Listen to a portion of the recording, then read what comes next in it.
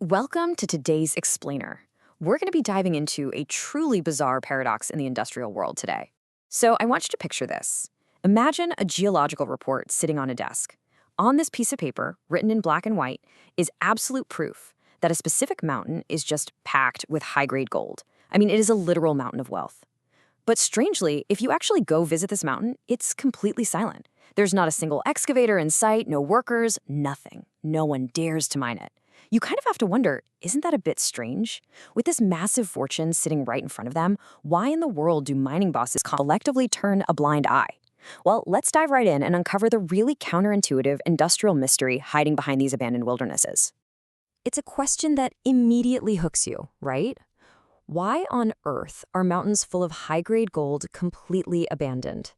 I think most of us outside the industry just assume that if there's enough gold in the dirt, you're basically printing money.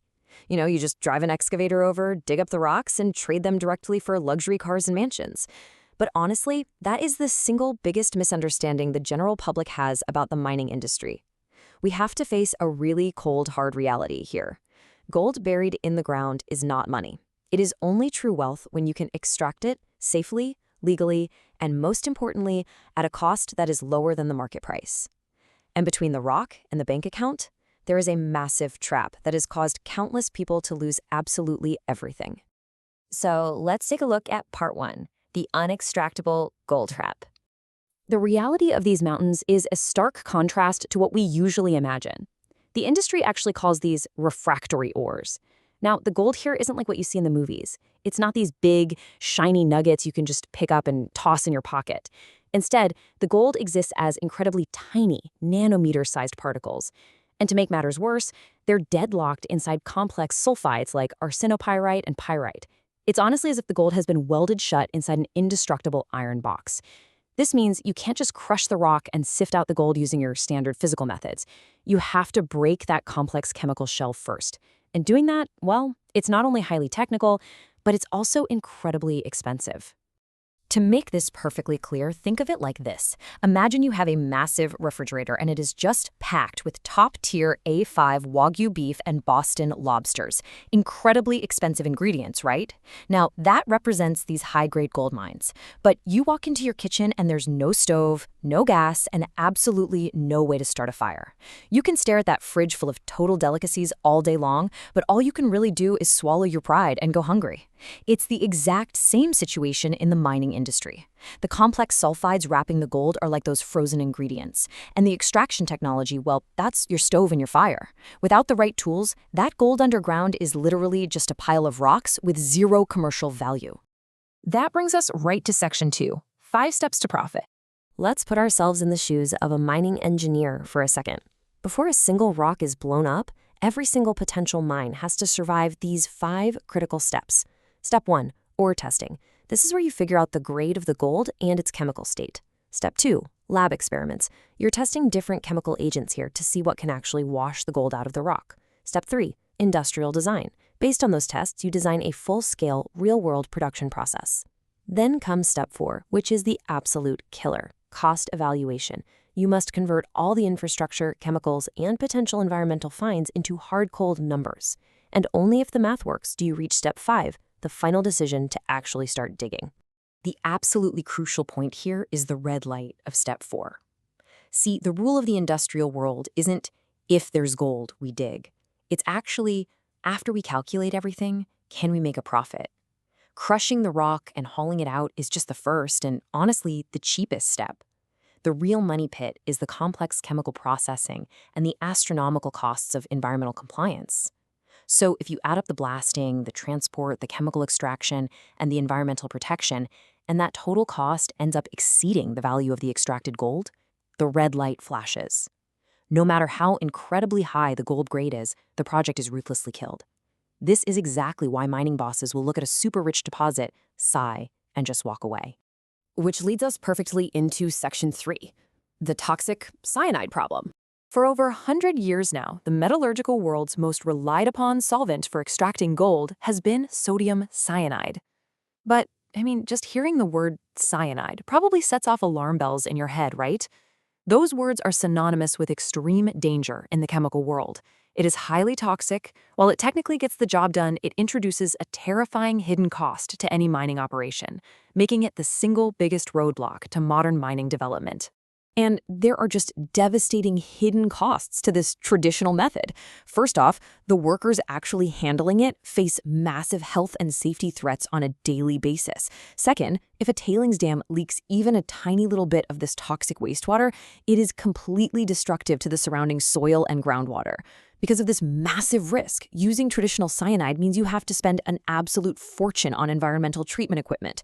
Plus, you have to endure a painfully long, super strict regulatory approval process.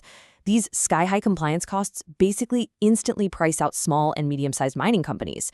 And on top of all that, from a chemical kinetics perspective, cyanide ions actually struggle immensely to penetrate those hard sulfide shells we talked about earlier.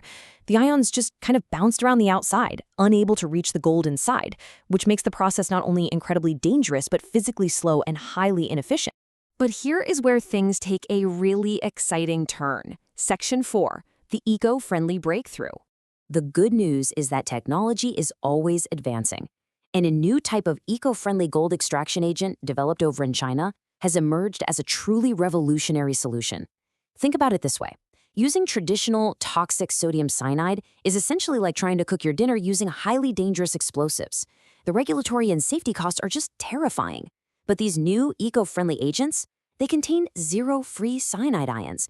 Their toxicity is literally equivalent to common everyday chemical products. It's basically like swapping out those explosives for safe, stable natural gas in your kitchen. For mining companies, the risks associated with transportation, storage, and usage plummet instantly. That environmental compliance black hole that used to cost tens of millions to fill, it can now be bypassed at a very low cost. Now, you might be thinking, okay, sure, it's safe and eco-friendly, but does it actually work? Well, let's look at the numbers. When testing these refractory low-grade ores after roasting, traditional toxic sodium cyanide achieved a recovery rate of 86.5%. The new eco-friendly agent known as YX500 matched it exactly at 86.5%.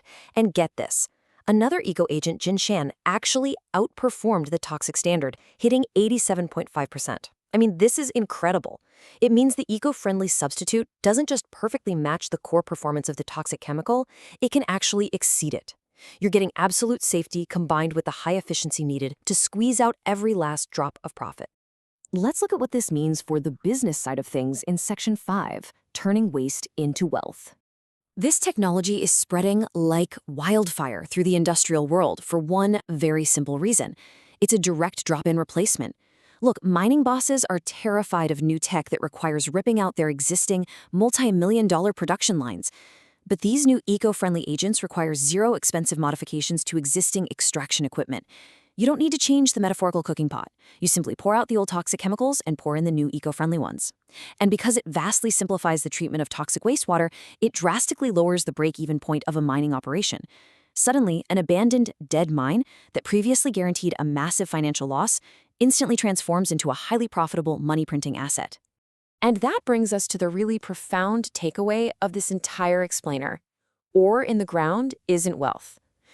The resources provided by nature are, frankly, just geological deposits. It is only through the advancement of human science, the constant push for process innovation, and rigorous cost control that we can finally bestow true wealth-generating properties onto these elements sleeping inside the rock. The real magic of science is its ability to use innovative thinking to turn seemingly useless waste rock into literal, spendable gold. Which leaves us with a final, really provocative question to think about. When environmental protection and high profits are no longer locked in this life-or-death battle against each other, what will the future landscape of the mining industry look like? Are these deserted mountains, the ones that were once abandoned due to terrifying toxicity and impossible costs, about to experience a roaring second spring of a brand new gold rush? It's a fascinating thought to end on. Thank you so much for joining me on this explainer. Keep learning, keep questioning, and I'll catch you next time.